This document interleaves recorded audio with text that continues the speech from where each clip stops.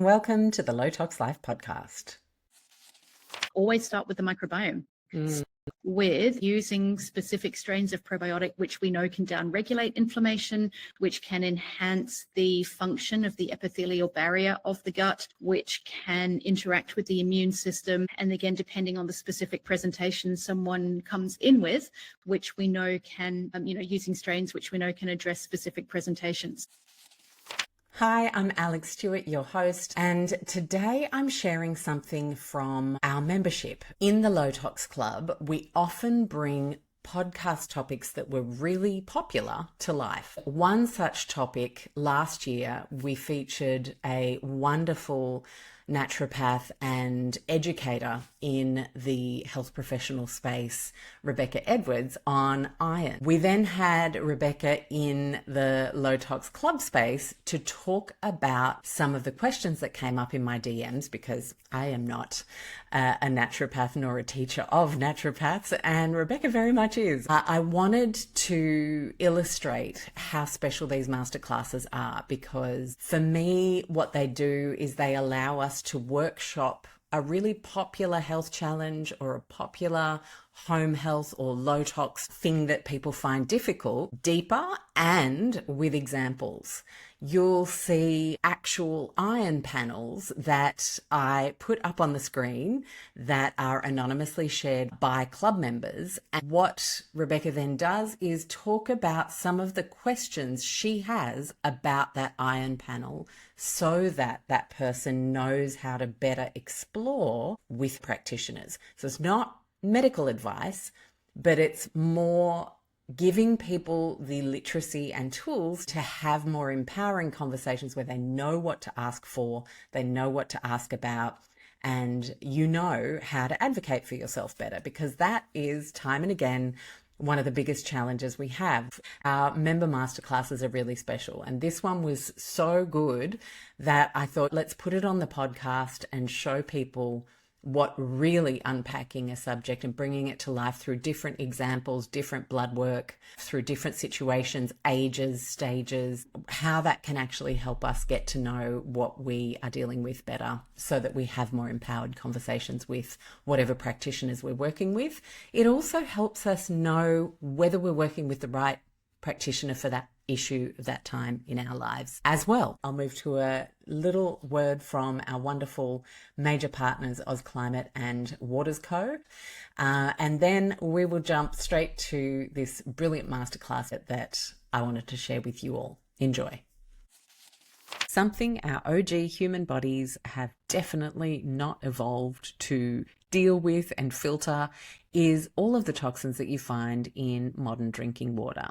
The bacteria, fungi, viruses have always existed in water as a possible danger, but now we also have to deal with modern man-made chemicals, chlorine that's added in, fluoride that's added in, plastics, nanoplastics, microplastics, PFAS, forever chemicals. That's a lot. So just like those dehumidifiers and air purifiers, my trio of things that we need in the modern life, waterscoaustralia.com.au, are brilliant. Their smallest, most basic water filter still has 7 stages of water filtration and a remineralization step for your trace minerals. So that's pretty powerful, but the biggest one, we have it, the Bio 1000 benchtop water filter, has 15 stages of filtration. And so everything you choose in the range is a great idea.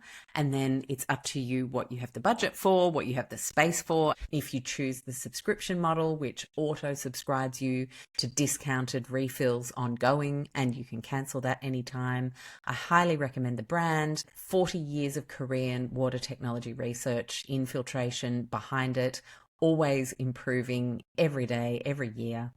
waterscoaustralia.com.au. There are a lot of things that we can think we need when it comes to reducing our environmental toxin exposures and improving the health of our homes. 2 things that I genuinely believe move the needle massively are dehumidifiers and air purifiers. Just like us needing walking and sunshine and water, Our homes need care as well, and dehumidification, especially once you know through getting a climate gauge, and that's the easiest thing. That's like a $20 spend to pop one in a couple of different areas of your home. If you see that those are over 60% humidity regularly, this is why we end up with those moldy clothes and bags and shoes in the back of a cupboard in the shady bedroom of the house. So if you haven't invested in a dehumidifier, please go check out ozclimate.com.au. If you're an Aussie, if you're overseas, there will no doubt be a great dehumidifier brand in your part of the world. But I do know you can get OzClimate in Australia and New Zealand, and you have 10% off with the code LowToxLife, and that often works on top of sale prices. And if you have any questions on the Instagram feed at LowToxLife, if you scroll down a little bit on the main feed, you'll see a huge stack of tiles that have a white background with the parts 1 through 10. And that is a whole suite of dehumidifying how-tos, why-tos, when-tos, what-tos to help you feel more literate, know what you should get and when you should use it. Rebecca, thank you so much for joining us for a follow-up from the incredibly valuable podcast that we recorded a couple of months ago now. But people were like, oh my gosh, so now what do I do? And there's this real thirst for people to be raising their empowerment and vocab when they then talk about results, that they're like, hold on, but this doesn't track because I still feel like crap. But my GP said I'm fine. And, you know, it's a real problem. So today is not about individual medical advice for anyone, but it is about having a look at some interesting panels, being able to ask Rebecca more questions, especially as it pertains to iron absorption and the gut connection, because I think that was really something that has been under talked about in this area as we all try and navigate iron levels and optimizing them. Can we start with how to start to take steps when you know something's not quite right with your energy levels, with your fatigue, and you've been told your iron is fine, but as you look at iron either as a single value, that's probably the worst thing. That's probably the first step, one test versus studies. Can we actually understand why iron studies as a panel is a really important thing to ask for? Yeah, well, exactly what you said. First of all, hello, everyone. It is such a pleasure to be here. And I just can't believe that so many of you are giving up your lunchtime to come and geek out with me about Awesome. and things. It's such a privilege to be here, and thank you all for your time and attention. I'm always so inspired by people who have an interest in health and learning, and my kind of special interest deep dive area is the microbiome and how that intersects with various pathways of homeostasis, and iron is just one of those. And yeah, you would have heard in the conversation Alex and I had a little while ago, which was so much fun, by the way. It really was awesome. I really felt like we broke new ground on this topic. And look, iron is such a huge topic because I think we touched on this in our conversation. I think it's been so oversimplified that it's just become almost this lazy shorthand. You're a woman, you're tired, you need iron. And like we kind of tried to break apart during our conversation, it's not that simple. It's definitely not as simple as you're tired, go and eat more steak. But also, like Alex said, there's not just one number to look for in a blood test, which denotes everything being fine or everything being a mess. And also just, kind of taking a slight sidestep from here as well, I just always want to encourage the wider landscape around fatigue. Iron is by no means the only factor involved in low energy levels. And I think this is a particular conversation to remind women about, because again, I think it's become this kind of lazy shorthand of you're a woman who is tired, therefore you have low iron, or you're just a busy mum who's doing too much. And I'm sure lots of us have heard that one as well. So I would kind of frame this entire conversation within this wider landscape of there are many things which can be impacting your energy levels, and iron is but one of them. I think especially for women who are around the same age demographic as Alex and I are, there's a lot more at play as well. And I think, something that, and, I'm just kind of gathering by, it's amazing how much you can tell about a group of people by their names, just looking at the names on the screen, because I can't see any of your images right now. I'm going to guess that you're all roughly around the same age as we are. And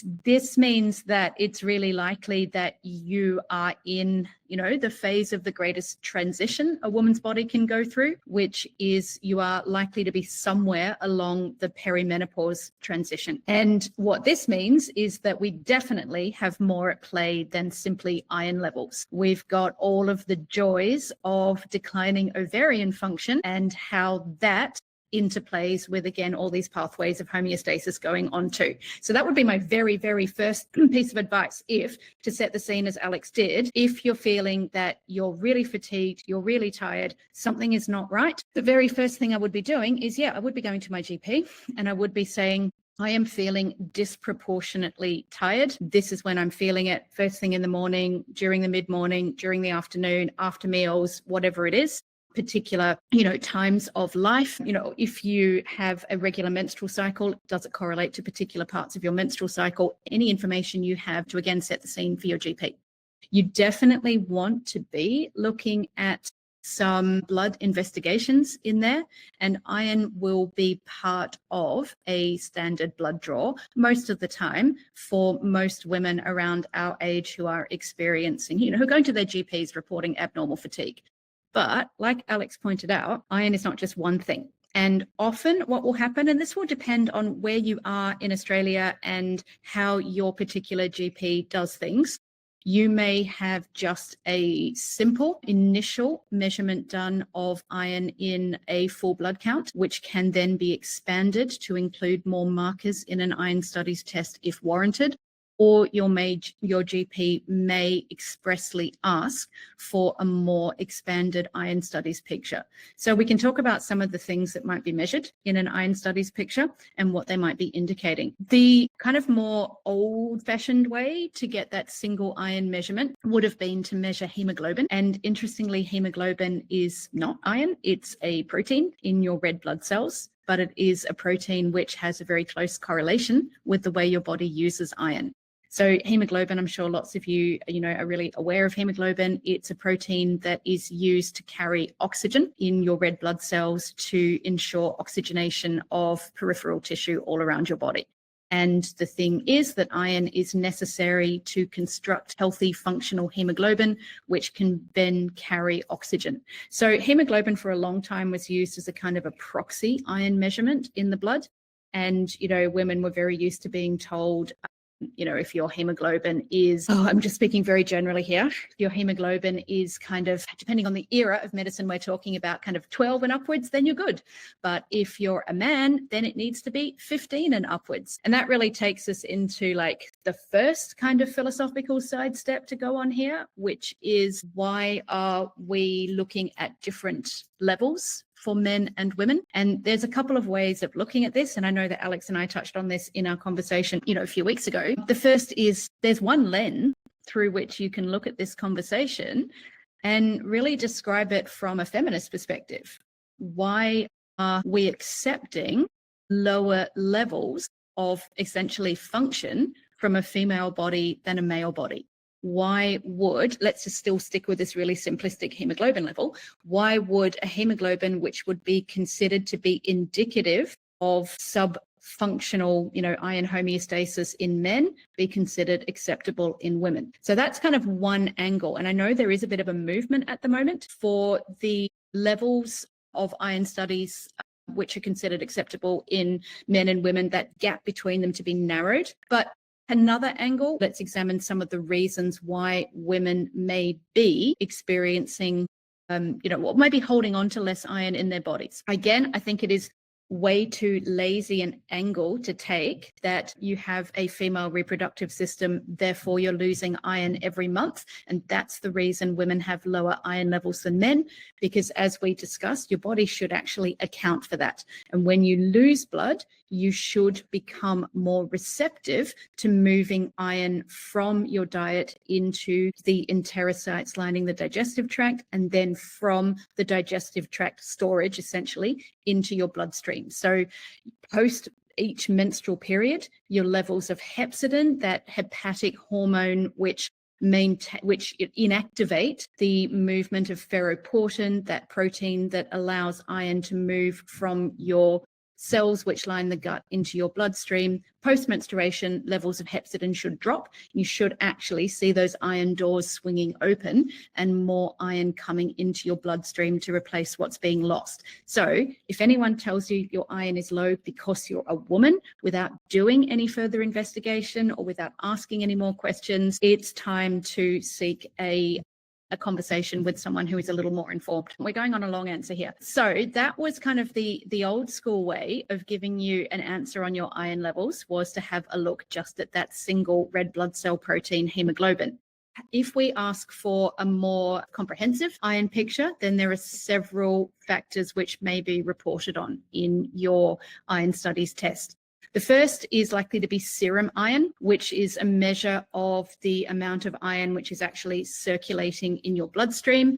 And here, serum iron sometimes is reported as that kind of single number associated with iron levels. But I think it's too simplistic to do that for many reasons. Then something else that you might see reported is transferrin. Transferrin is an iron transport protein, which is expressed in the bloodstream, and its production is inversely proportional to how much iron you're storing. So essentially, higher levels of transferrin are produced to facilitate iron absorption once iron kind of moves into your bloodstream. So, but that, again, it's not as simple as if transferrin levels are low, then that means low iron, because there are other factors which can influence the expression of these proteins as well. Then we've got ferritin. Ferritin is the main transport protein for iron. Again, if we're talking generally, we can say that levels of ferritin are, once again, inversely proportional to iron stores. I'm just so cautious of creating this idea that you can gain an understanding of your individual iron status from a single number on an iron test. Because the thing about ferritin is that there are many factors which can influence its production. And I've heard too many kind of practitioners or health influencers give black and white advice on women need to be looking to have a minimum of 80 micrograms per litre of ferritin in their blood test. And if you don't have that magic 80, then you are iron deficient and, don't listen to your doctor. This is the magic number. I'm very cautious about saying there is a single magic number for everyone, because again, I think that is too black and white, and also doesn't take into account the fact that there are many things which can influence ferritin to be produced. So ferritin does kind of generally correlate with the amount of iron you have available for use in your body. But there are certainly situations where you can have someone with high ferritin but low iron. So it's all dependent on the context. Then you might see something called total iron binding capacity, or TIBC, and this reflects the available sites on transferrin which are available for iron to bind to them. So you can't have total iron binding capacity reported on its own. It's kind of almost calculated by understanding the reporting of serum iron and the amount of transferrin. I don't think it's a terribly useful measurement on its own, but to be honest, none of them are super useful on their own. You've got to look at them in context. And when I say in context, it's not just about in context of each other, it's in the context of your life. And this is, I think, the most important message to get across, that your story is the most important thing, and something that every good clinician should keep in the front of their mind is listen to your patient, not your blood test. You are treating patients, you are not treating pieces of paper. So, sorry, Alex, very long-winded way to get started with that question, which I guess I would sum up with as bring your whole self to your consultation and make sure you're, giving as much information as you can, because your story is more important than your blood test. But I can see a blood test on the screen, and there's nothing I love more than a blood test. Now, I have received a number of iron panels, and in the interest of people's privacy, what I'm going to do is share the screenshot. I also am only sharing the ones where people replied with some context, because context is everything. And like you said, we are not our blood tests. We're the story that goes around those values. So this person has four lots of history there. That's great. And so what we have is that they're fasted, that they're in their late 40s now, and that this person, like me, has had a lot of experiences with mold, and she also said she was in perimenopause but doesn't know where she's at there, still having cycles, but just feeling all the feels of this stage.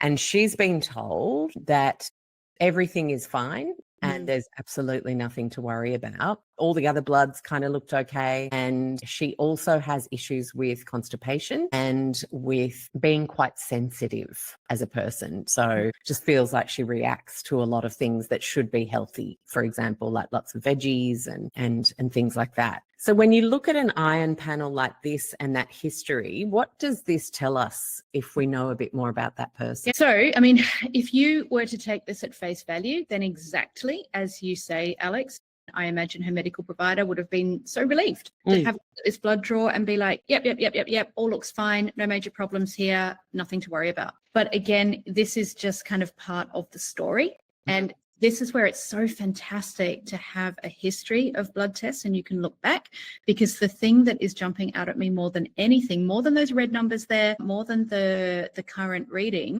is the trending upwards of ferritin. So over the past 4 years, we can see that this lady's ferritin has almost doubled. And that, I think, is probably the most significant thing I can see on this screen. And again, I just want to be really clear in saying this is like absolutely not medical advice. This is kind of, observing trends and things here. And what I would say is that I'm not remotely surprised to hear that this lady is in her late 40s now. So she would have been in her mid 40s when these tests were first being taken, because what we're seeing here is a really common story in the perimenopause transition, and that is that trending upwards of ferritin. That doesn't necessarily mean that your body is becoming better at absorbing iron and having it available for use, because like I said before, there are many factors which can influence the production of ferritin. One of them is inflammation, and another we don't know yet, because guess what? We are only at the beginning of learning all the ways in which decline in ovarian function affect homeostasis. We know that ferritin rises over the perimenopause transition. We don't really know why. And repeat that statement for just about everything to do with perimenopause. We know this happens, or maybe we don't, maybe we're just learning this, whatever this random thing is, but we don't know why. So we don't know the influence that estrogen has on the production of ferritin. It's highly likely there's going to be a relationship there, but we just don't know what it is yet. Looking at this, I would say that, it more than anything, it's an indication of the progression of perimenopause. And what we mean by perimenopause essentially is that transition from a reproductive system which is functioning with full ovarian capacity to a reproductive system which is slowly losing that ovarian capacity. We are really likely to be seeing, if not wildly fluctuating levels of estrogen, overall a steady decline in estrogen. And this is probably going to have a role to play in this gradual increase in ferritin. In terms of the iron itself, the GP is completely correct. There are no red flags here for iron. Just looking at this, you would think this lady has no problem with iron, and probably she doesn't have a problem with iron. And it's, again, the overall context. I'm more interested in what's happening with her digestive tract. Anyone who is reporting that they're not tolerating, kind of instances or, even particular components of foods, that's a bit of a red flag for me, because why is your digestive tract or your immune system not allowing you to essentially enjoy foods which are enjoyed by other people, which are considered safe for humans. Why is your body not experiencing these foods as safe? So then we would need to have a look at, well, what's going on with your digestive system, your immune response, and potentially your microbiome. And that's itself something that's really interesting, is that relationship between the microbiome and the immune system. You know, when we really start looking at the ways in which the microbiome shapes the immune system, it becomes more and more interesting all the time. And so where I'm going here sounds like it's not relevant to this case, but it kind of is. That even just yesterday, go and have a look at the BBC website. There was the most beautiful article written yesterday about what a baby's poo can tell you about their immune function. And it was just a beautiful read on the BBC website, talking about how that initial colonization of a newborn baby's digestive system ultimately shapes their immune function for life. So from this, we're really cementing our understanding that the microbiome is a major player in immune regulation. Looking at this, listening to a little bit more of this patient's story, I'd be really interested to know, well, what's happening with her microbiome? What have been the factors that have influenced the composition of what it is today? And how can we enhance a healthier composition? How can we enhance the flourishing of species which we know are associated with a downregulation of inflammation, with an increase in a healthy immune response, etc. So I'd be wanting to know about her diet, what foods she's eating every day, you know, over the course of a week, what she's having trouble with. And sometimes that can give us an indication. For example, again, not able to answer any question in a short period of time. For example, I often hear from a lot of people who say, you know what, my gut symptoms do so much better when I'm on a low FODMAP diet. Now that is a big red flag because FODMAPs have almost taken on this position in general health understanding of bad things, which if you eliminate them from your diet can relieve your IBS. The thing is, they're not bad. FODMAPs stands for fermentable oligosaccharides, disaccharides, monosaccharides, and polyols. They are basically prebiotic fibers, which are present in a really wide range of plant foods. And the reason that they're associated with IBS type symptoms is because they act as substrates for groups of bacteria to proliferate upon. They enhance fermentation of gut bacteria. That itself can then increase the production of gas, which can then stimulate, visceral receptors in the digestive tract, can lead to sensations of bloating, abdominal pain, etc. But they're not, FODMAPs themselves, prebiotics, are not bad for you. If you are someone who is experiencing exacerbation of symptoms when you consume FODMAPs, then we're probably looking at, a microbiome which is perhaps tending more towards the inflammatory profile. And we really want to be working to enhance the production of species which have that anti-inflammatory immunomodulatory impact. And we can do that through the diet. Can I just interrupt here? And the reason that's so important, which is what I took from our podcast, is that inflammation shuts the door on iron absorption. Absolutely.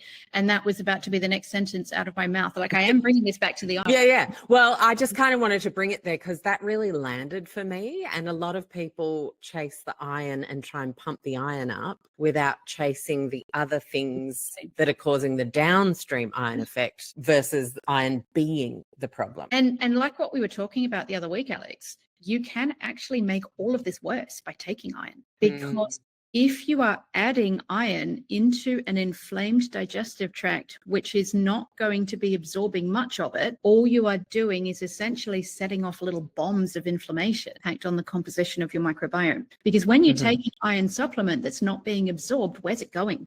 The sites of absorption are all in the upper part of the digestive tract. Most of your microbiome is right down in the lower part of your digestive tract. That iron that ideally you would have absorbed right at the top of the intestines now has to travel all the way through the intestinal tract to make its way out of your body into the toilet. And as it's passing through your microbiome, it is feeding communities of microbes, which actually we know further increase the production of inflammation and exacerbate digestive symptoms. So like the worst thing is when you see someone who's got digestive symptoms and low energy and is taking an iron supplement, and it's just making everything worse.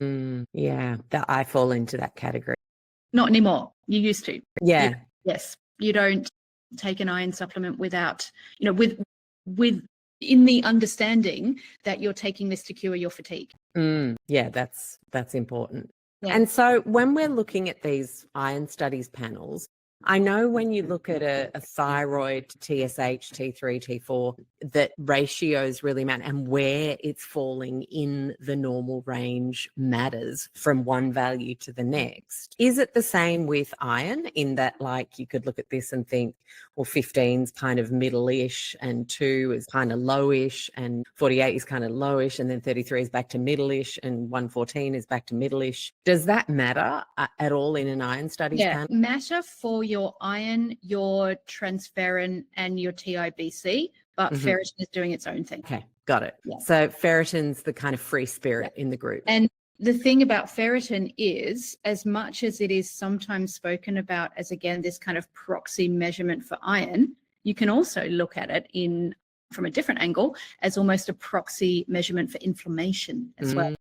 Because what you can see, if you were only looking at ferritin, if let's just say you had 100 people, you took their blood and you only looked at their ferritin, and you then tried to use that as an indication as to their iron status, you will find a fair percentage of those people, if you actually then went and did a full iron studies profile, they may have high ferritin, but their iron may be in the toilet because it is another inflammatory process driving up their ferritin. We see this a lot actually in athletes. Athletes, particularly endurance runners, are really prone to poor iron levels across the board. But what you'll see with those endurance runners is there's kind of standard presentation is they have really high ferritin. And again, we don't fully understand. There are a few hypotheses around this.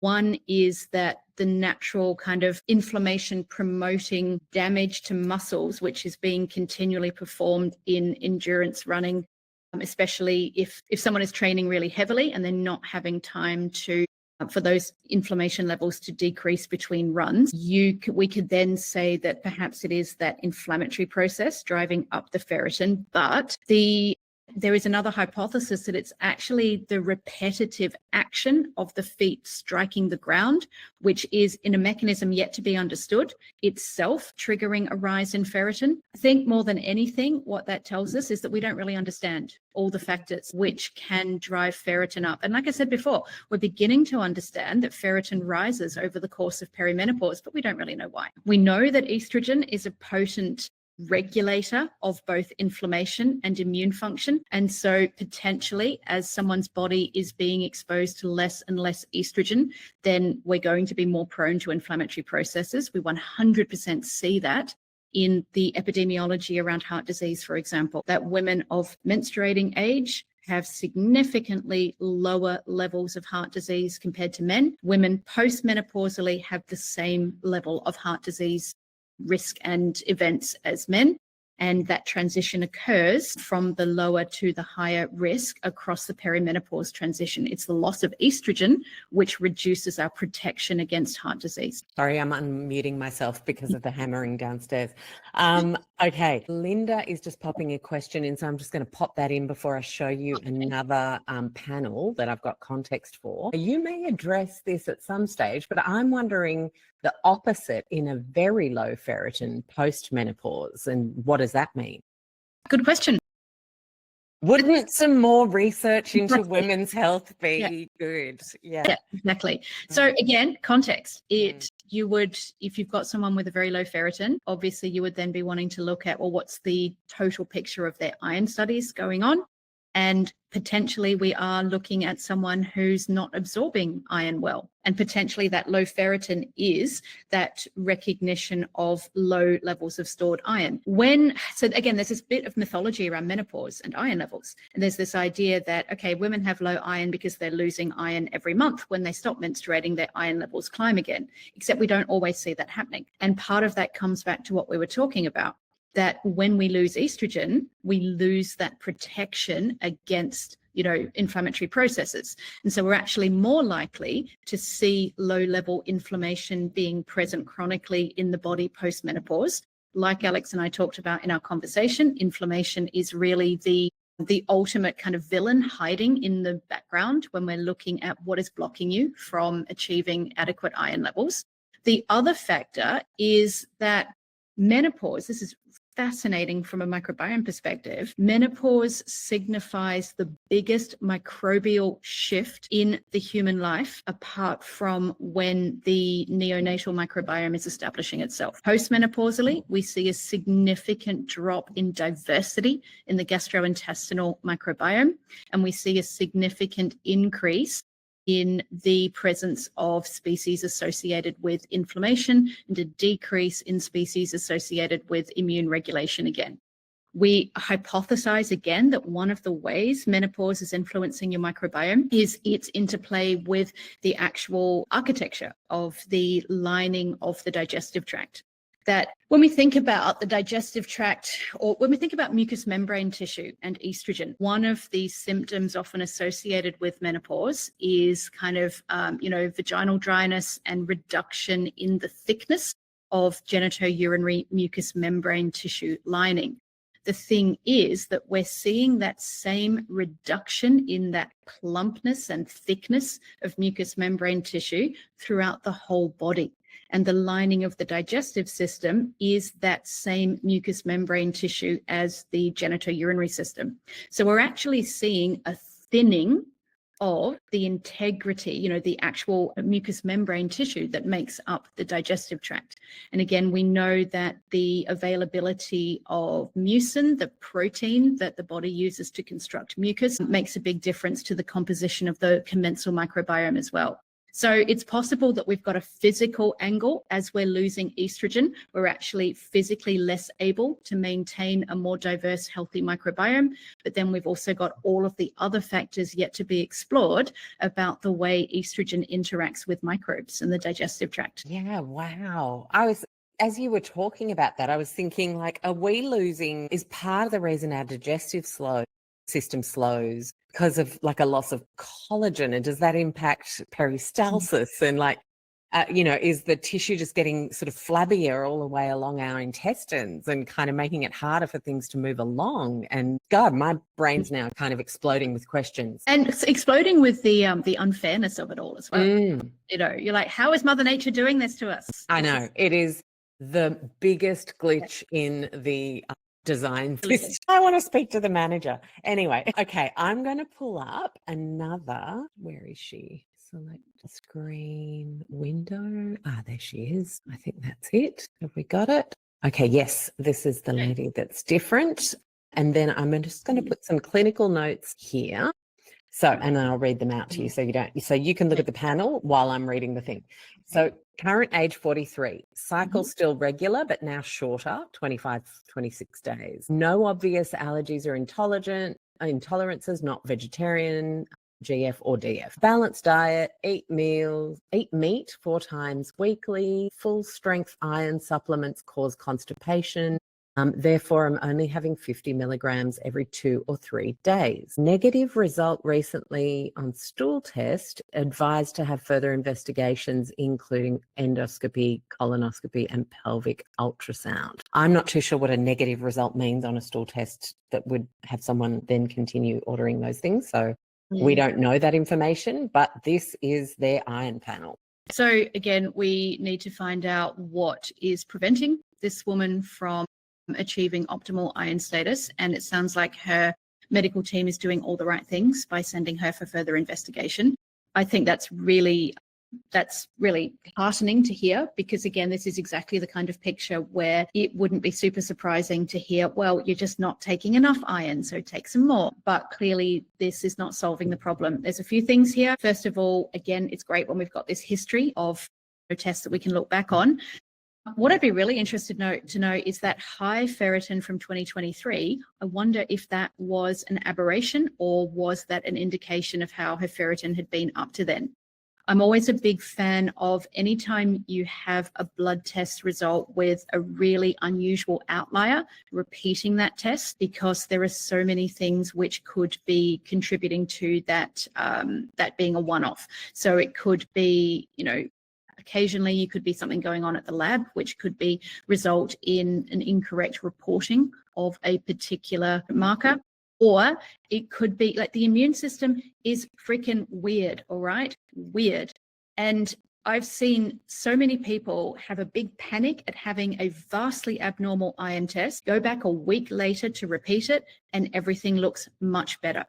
And this is because, and this is again something that we talked about in our conversation, your immune system is constantly reacting to your contact with the external world. And one of the ways your body protects you is by mounting significant immune responses in the form of production of inflammation when it feels under threat. So if you do, my advice for anyone, if you have an unusual iron profile coming back, go and repeat it in a week, because you don't know if you were in the process of fighting something off at that time, in which case your immune system may have been having an abnormal or, an unusual level of inflammatory activity at the time, which then may have impacted your body's production of ferritin, or the way that, that you're at the time. It's interesting, I can see on this little picture here, intercurrent illness, enlarged glands. When your glands are enlarged, that's an indication that your body is increasing its production of lymphocytes. Lymphocytes are some of the white blood cells involved in fighting infection. If you've got swollen glands, that is telling you that your immune system is actively ramping up for battle, essentially. It's growing its ranks to be able to fight what it perceives as an invasion. So either if you are having, enlarged glands at the time you have your blood drawn for your iron studies test, you're not going to have a true representation of your iron studies at that time, because you are in you're in the throes of an immune war going on. I'm a big fan of making sure, unless you're having a blood draw due to your illness, being as well as you can when you have your blood taken, to give you the truest representation of your iron studies. So that's interesting that we've got this intercurrent illness with enlarged glands. I'd be wanting to know a bit more about that. I'd be wanting to know, is that something which is transient? Is it coming and going? Did it resolve completely? Is it continuing? If it's continuing, we need to find out what it is. Why is this immune system under attack? What's going on?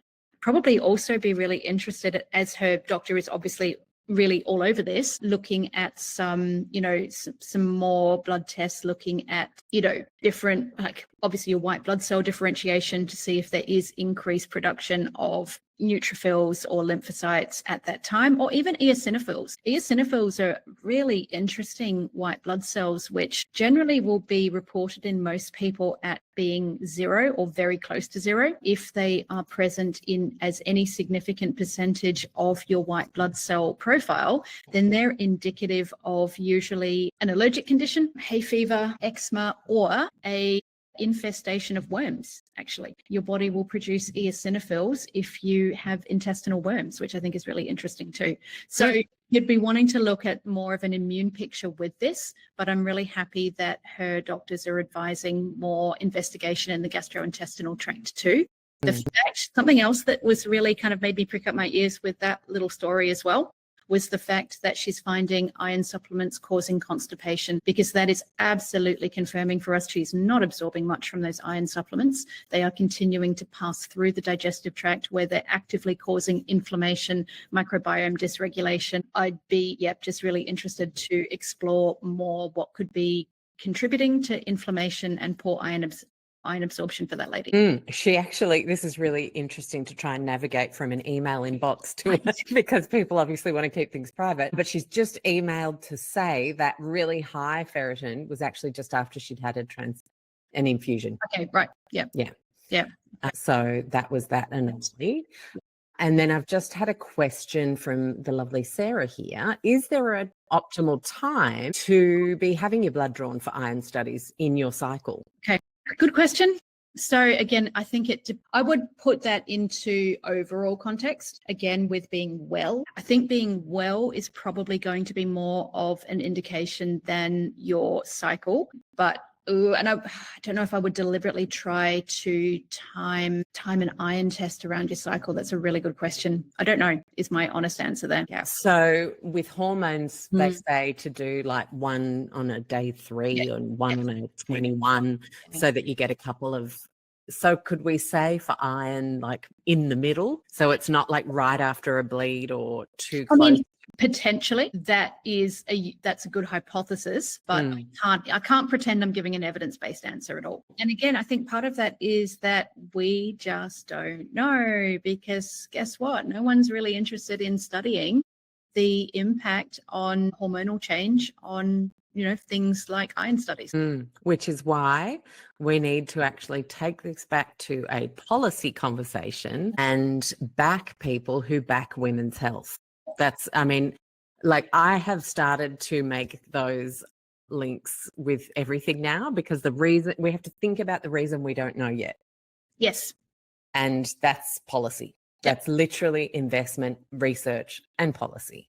So speak to your local MP, pop an email and say, I think it's crazy that, women, like the very first thing you talked about, Rebecca, was that women's acceptable level of iron is lower. What? And how is this not political? Everything is political. Super political. Yeah. And I really believe that especially people who, like us, our community, where people want a sense of more choice in terms of the way we approach our health and more support, and to not be shadow banned if you mention vitamin D and zinc on social media during a pandemic, and to, but we also want this incredible advancement in research. I think there's a really beautiful opportunity for us to unite around these topics rather than let, rich people divide us on the internet. I'm done with that. And I think this is really such an important thing to say, look, I know so many women my age who are struggling. I want to know what you're doing for women's health research. Write that email to your MP and see what you get back. They're not telepathic. They'll certainly start going, wow, this is a big issue for our constituents. We should do something here. Now, this is another screenshot, and it's interesting because I just thought I'd pick a couple of ones that are really different. I'm hoping as I go back to the tab, I'm just going to do it really quickly. Can you let me know if your screenshot is the only thing that stays on here so I protect their privacy? Yes. And I'll just go back to something not private. Okay, it's all I can see right now. Is the screenshot? Yep. Okay, wonderful. So I'm just going to then go back to her notes and say that she's attached so this is a teenage girl, last iron blood results. Okay. And still very confused about. The GPs said take an iron supplement based on the lowish ferritin, and kind of just ignored the other high results. Would love to hear if we can be given some more direction on this as we explore it. Okay, that's interesting. Looking at that, I wouldn't necessarily be reaching straight for the iron, because what you can see there is the iron itself is high. Yeah. Teenage girls, that's unusual. Definitely. You can also see the saturation is high. The ferritin is not high. It's definitely within the bounds of normal. It's actually like at the lower end of normal.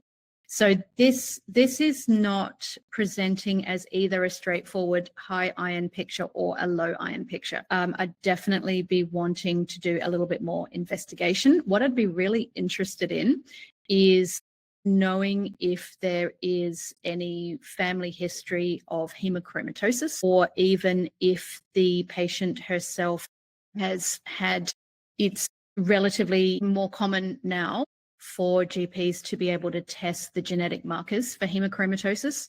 So what hemochromatosis is a largely, usually inherited condition where your body has an impaired ability to regulate hepsidin. And hepsidin we talked about in our conversation, where that's that hormone produced by the liver that inactivates ferroportin, keeps the iron doors closed and prevents iron from effectively moving into the bloodstream. If you have hemochromatosis, you have a mutation in the genes which allow the production of hepcidin. And there are several genes that are involved in this, depending on the number of mutations present in those genes, you can either have kind of like really significant hemochromatosis where it presents with iron overload quite early in life, or if there are fewer genes impacted, then it's often diagnosed later in life and after a lifetime of really mysterious iron readings. It's definitely something that there is growing awareness of. What happens when you have reduced ability to regulate hepcidin is that those iron doors, which should be tightly closed most of the time, can flap open a little bit. And in the, really significant cases of hemochromatosis, the doors are just ripped off their hinges. And iron is just flowing essentially from the diet straight into the bloodstream. And you see in the really extreme textbook cases that are used in teaching, you see actual iron accumulating in the liver, in the spleen, in joint tissue, causing massive oxidative damage, joint damage, and tissue destruction. And that is not associated with a great outcome. What we're becoming more aware of is the more complex, genetic pathways or makeups, I suppose, which can result in less impairment in hepcidin production and really fluctuating control of hepcidin over the course of someone's life. Again, you find that the iron results are often all over the place, make no rhyme or reason until that genetic pathway is checked. In like this, I don't know what to make of this. I don't know what to make of this test result. I just don't. It doesn't make sense. So that means we've got to go and look for reasons it doesn't make sense. So I would be, if this was, someone who was a patient of mine, I'd be asking lots of questions around family history, around family history of autoimmune disease, of joint conditions, be asking questions around this teenager's menstruation, if she's comfortable with talking about it, diet, digestive symptoms, lifestyle, exercise levels, her, being able to get an understanding of her relationship with food and with her body composition. And that's not always a straightforward conversation as well. But I would also say this is what we've got in front of us is one test result. And I'm really, really... I was going to ask, given this was July, should we do a 6-month follow-up? Absolutely. Again, if you have a weird test result, always follow it up.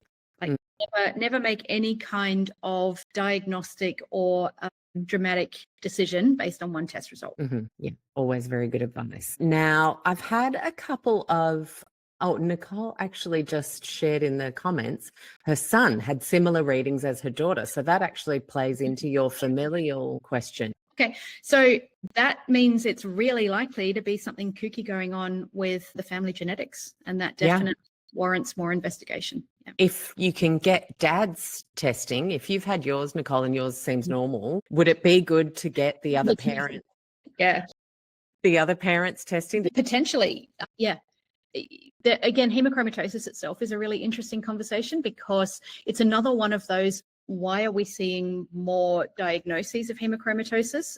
Is it that we are just becoming better at understanding the nuances? And I think more than 90% yes, but are we actually seeing more iron dysregulation and more hepcidin dysregulation in younger generations potentially? And then we need to look at why that is as well. And are we seeing more inflammation that's causing more issues with the absorption? Yep, and microbiome dysregulation and reduction in microbiome diversity and all of these things. Yeah.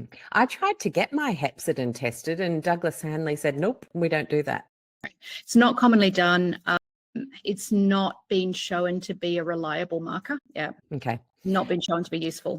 Okay, now last one before we bring some of the key points home.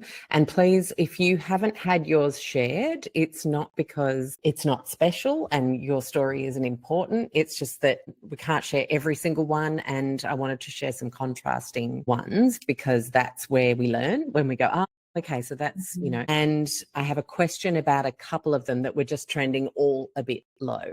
And to bring some of the points home, really, that we've been talking about the whole time. But this one is trending high. So what are we seeing here, given we've got some history again? Yeah. So do we know if this is male or female and age? Female, definitely. And I'm just trying to bring up context. Here we go.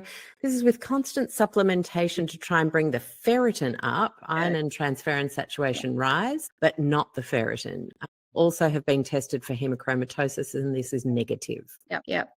Yeah, interesting. So I think it's another little reminder that one swallow does not a summer make. One marker does not indicate health. And this kind of comes back to, I think, maybe part of the conversation you and I touched on, Alex, that something I've seen a lot is a wild variation in what people's bodies do as normal. And I think that what I mean by that is I think that there are a fair percentage of people who just run on low ferritin, and that is just the way it is, and it will be something genetic that we again do not understand. And if this could be, I'm not saying it is, but this could be an example of treating the blood test, not the patient. If we are finding that iron is replete, and in fact, in this case, iron is, above replete. And if the aim in using iron supplements is to see that ferritin number moving, then we are treating the test result, not the person. And it may be that this person's genetic makeup just runs to a low ferritin, and that is just the way it is, but is able to, clearly able to absorb iron and able to process iron in a functional way. I wouldn't be chasing a perfect blood test without more understanding of the context going on with energy levels, digestive symptoms, immune function. This person be worried that their ferritin is low comparable to their iron and transfer? Probably not. Again, because there are so many factors that influence ferritin, it is not just, I think ferritin has kind of been firmly put into the bucket of this is an iron marker, but it's also an immune marker. And again, it's probably got relationships with other processes that we don't fully understand yet. So this is actually such a great example, I think, without knowing more about it, of the importance of the wider landscape. Yeah. Rather than looking at iron in isolation, look at it as part of the wider landscape. And this low ferritin may have nothing to do with this lady's iron levels. Wow. Nicole's chimed in and said, I'm pretty sure this is my sister's panel. She couldn't make the call. I love it. There's no one who outs you more than your family, right? Go sis. So this person, if indeed that is her, is 40, has fatigue, which was not resolved by supplements. But does have regular colon polyps that need removing. She's unable to be on the call. So yeah, that's interesting. Look, I would say there's something, something either inflammation or immunological at play, but I wouldn't know what it was. Yeah. And so if your iron's really high like this, also tested negative for hemochromatosis, could it actually, is it beneficial to give blood? Like you see a lot of biohacking kind of reels on this kind of thing, but what do you think about that in terms of high results? Yeah, go give blood, do something good with it. Yeah, I mean, bloodletting, if you like, whatever you do with the blood is the only kind of treatment that is proven to address iron overload. Yes. Yeah. And speaking about inflammation, we've just had she does have endometriosis. So inflammation is definitely a picture. Absolutely. And that when we're inflamed, it can cause not enough iron to come in, but it can also cause therefore blood values being high when you're not feeling like you're actually getting the iron. Is that right? Yeah, potentially. I mean, endometriosis, again, this is the greatest example yet of a health condition affecting women where we need more research, because endometriosis, we are again only just beginning to understand that it is highly likely to be part of a really complex immune dysregulation picture, really complex. It is nowhere near as simple as tissue that normally grows inside the uterus is growing outside the uterus, and just turn off your ovaries or whatever and the problem will resolve. I think endometriosis will be one of the conditions where we see the greatest advancements in understanding over the next generation, and there will 100% be so many more angles around immune dysregulation which we do not understand right now. So I'm going to make the call that lady's immune system is doing weird and wonderful things that we do not understand in an effort to protect her. And so what is the best case forward when you're a practitioner and you have one of those patients and we don't fully understand? What is the best case forward for trying things? Because that's another thing that, we can spend so much time and money trying, and that can end up being very stressful and making you just constantly feel like a sick person. So psychologically, it then has what are some of your favorite steps for the general inflammation way forward? That really comes back to me to first principles of understanding health. And, when it starts in the gut, all disease starts in the gut. The digestive tract forms as one of the first physical structures to form in the development of the fetus. The human body is a collection of organs located around the digestive tract. The digestive tract is at the very center of your being. No matter which angle you start from, everything comes back to the gut. So if we then think about essentially what is the gut of the gut, it's the microbiome. And again, your microbiome is your interface between the external environment and all of your interior regulatory processes. It is the part of you that is in direct contact with the outside world, even though it's at the very center of your being. Always start with the microbiome. With using specific strains of probiotic, which we know can downregulate inflammation, which can enhance the function of the epithelial barrier of the gut, which can interact with the immune system. And again, depending on the specific presentation someone comes in with, which we know can, using strains which we know can address specific presentations. So there is, in the context of iron, and I'm aware that we need to wrap up soon, very soon too, in the context. That's okay. I mean, most people will be watching the replay. So if you have an extra 5-10 minutes, it's totally fine. In the context of iron absorption, there's a particular strain of probiotic which has been extensively researched to enhance the absorption of both dietary iron and supplemental iron, while also having an overall positive impact on the health of the gut lining and on the composition of the microbiome and on pathways of inflammation. So that in a complex picture where you look at the test results and you're like, I got no idea, and you listen to the medical history and you're like, no one has any idea, then I'm always going to come back to working on the health of the essentially the gut lining. So that particular strain of probiotic, Lactobacillus plantarum 299V, is one I would be really keen to start with this patient. It's a really interesting strain because most of the time when we're using supplemental probiotics, they're having the majority of their impact in the lower part of the digestive system, where they're interacting with our own microbiota, with our body's, immune cells, which are kind of digestive tract. But this particular strain 299V is unusual in that it can actually interact with the upper digestive tract environment.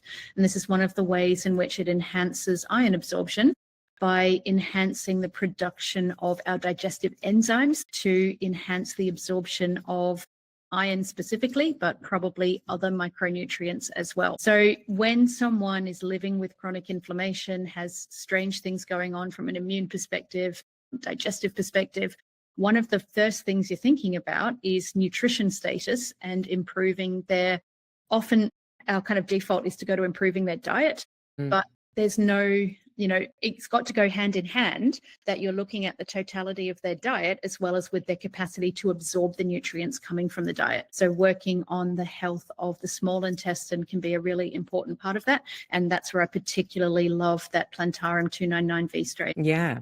Amazing. And does that have to be taken with iron in the same package, or can it be purchased like separately? Or so there are now multiple published studies on that particular strain, specifically looking at its impact on iron. In those studies, it's been taken at the same time as iron, but that's because the specific outcome being measured has been the ability to enhance iron absorption.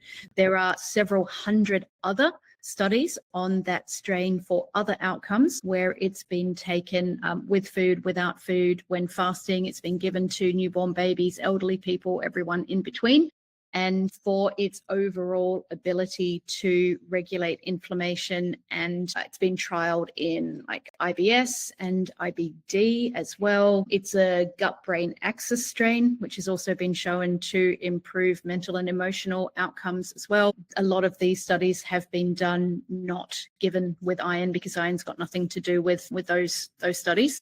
And we know that it is of benefit. So if your intent and using that probiotic strain is to enhance absorption of iron, then yes, you take it with iron.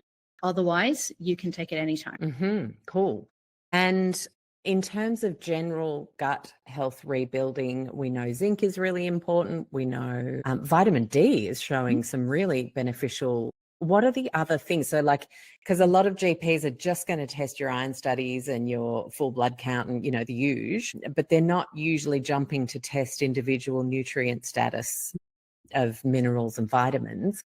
Are there a few key minerals and vitamins that you would recommend to help at least the student complete the picture as they're looking into it if their GP is not versed? Yeah. So again, I think, a big part of that is looking at, I think, public health and what we know about, public health dietary recommendations. We know that most people in Australia are not achieving the recommended daily intake for fruits and vegetables and fiber, and, especially like other, recommendations around plant-based proteins as well. So one of the first things I would start with is, are you actually achieving the recommended dietary intake of these really important components of the diet? Are you taking in enough fiber, which is going to be crucial in providing substrates for a healthy microbiome? Are you meeting your dietary requirements for fruits and vegetables, which again are an essential source of micronutrients, but also providing essential substrates for the microbiome? Are you achieving your recommended intake for protein and for lipids as well? A lot of people we find in modern Australia are actually over-consuming protein and over-consuming fat and under-consuming fruits and vegetables and legumes and nuts. And something that I've actually started to piece together, because so much of what we see in health information is algorithmically preferential because it's interesting or a bit more outrageous, or coming at a stitch incoming, so it gets, because they know there's going to be some friction in it. And I think it's really important, the work a lot of people have done to raise awareness on things like the Quaker's oats, for example, and the Kellogg's story. And those are really important pieces of activism, but not that means therefore you need to eat more protein and fat. The message should still be, therefore, that's probably not always the best way to get your carbohydrates. We need a lot more diversity, also coming from fruits and vegetables, as well as that great protein and fat. And I think that it's like we have to choose between protein and fat and plants. Yeah. And I'm like, no, but plants is a lot.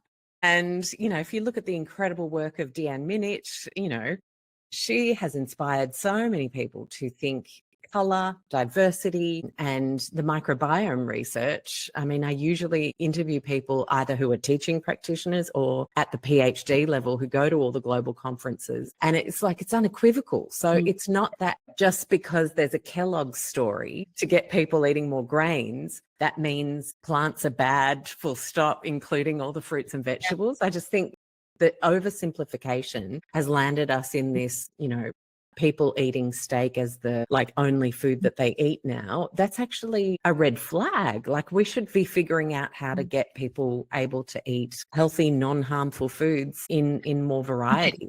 It's interesting that you use the word oversimplification, because I think it's also an over complicating and unnecessary complication of food messaging as well. Honestly, the single most important public health message we can ever get across is eat more plants. It is as simple and as complex as that. Yeah. And that doesn't mean special K. No, it doesn't.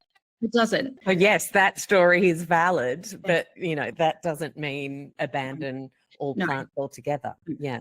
No. It's, I guess, in a way, plants don't have a dramatic backstory or an exciting angle to their publicity. Plants are just plants, and there's no one really fighting their corner. Well, and colourful plants don't have lobby groups. Yeah, that's right. We have to remember that. Like the strawberry farmer does not have a lobby group. The peach guy or the carrot chick don't have lobby groups. It's grains, meat, and dairy that have lobby groups. And that's why we see these as the primary levers being talked about, either negatively or positively.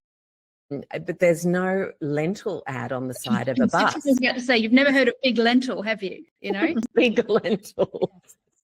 But so I just think we all need to remember that in an age where so many people get so much health information on the internet. And I'm going to have to wind up because I have to go and present in another audience. But the message I would leave you with is the wording's just gone out of my head, but the single most important takeaway you can have is eat more plants, because I'm often being asked, what supplements do you take? What do you recommend for this? What should I take for that? I get so many texts from girlfriends all the time about, should I take collagen? Should I take NAC? Should I take creatine? Should I take the latest, greatest form of like zinc carnosine or whatever? And I'm like, oh, you're several steps down the road. Are you eating your recommended serves of fruit and veg? Are you eating enough legumes? How about we start with what's going into your body every single day as the foundation of your diet, rather than looking for health in a pill or a powder or a supplement? That is not where you're finding good health. You're finding good health in what you're doing in your life every day. And Sarah asked a question on what you thought about the beef liver capsules and things, and all the awesome nutrients that are actually involved in taking those. And she said that it's actually been really helping. So I think one of the key takeaways when it comes to iron, if supplementation is helping, that means your body is actually just deficient and is also really good at processing iron if you put more in, which is great. So it doesn't matter what the form is, as long as you're not in the side effects picture that then needs hold on, where's the inflammation? Let's work on that. Hold on, what's happening in the gut? Let's work on that. Would you say that that's... Yeah, I mean, look, interestingly, if we look at the totality of the published research on different forms of iron, we actually don't see any meaningful clinical difference in the outcomes between different forms of iron. We also don't see any meaningful difference in the reporting of adverse events. What makes the difference is the dose and the timing of the iron, rather than the form of iron itself. And this again comes back to the hepsidin picture. You will absorb a higher percentage of iron if you take it in a smaller dose, and you will absorb your iron supplement more efficiently if you take it no more frequently than every 48 hours. But it probably doesn't matter what form the iron supplement is. What matters is the dose and the dosage regime. The dosage regime, and then knowing, does it make you feel better? Because if not, then there's work to do. We've got more investigations to do. On that note, I will have to love you all. No, all good. It was so helpful. We've had some thank yous already, so valuable. Thank you so much. I will send the replay, everybody, because there were a lot of things that came up there, and you'll have notes as well. Rebecca, thank you so much for joining us. It's been a total pleasure, and let's do it again. Yes, let's. See you in the new year. We'll do a Peri one. Yes, after the Peri podcast that we're recording. Here the entire afternoon when we do that one.